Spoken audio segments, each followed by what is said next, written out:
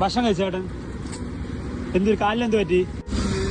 കാല് ചേട്ടൻ എന്നോട് സംസാരിക്കുമ്പോൾ എനിക്ക് മനസ്സിലായി ചേട്ടന് സംസാരിക്കാനുള്ള ബുദ്ധിമുട്ട് ഉണ്ടെന്ന്.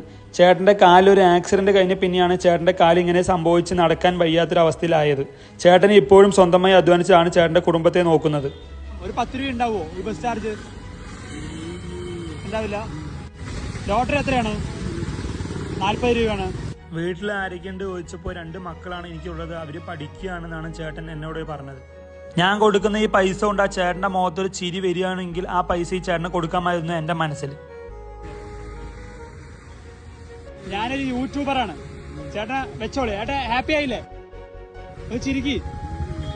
എന്റെ ഒരു ശ്യാമ്, സ്ഥലം പാലക്കാട്, ഇനി എറണാകുളം ജില്ലയിൽ ഉണ്ടാവും. നിങ്ങൾ എന്റെ വീഡിയോസ് കാണുന്തോറും ഇതുപോലുള്ള ഒരുപാട് ആൾക്കാരെ സഹായിക്കാൻ കഴിയുമെന്നാണ് ഞാൻ വിശ്വസിക്കുന്നത്.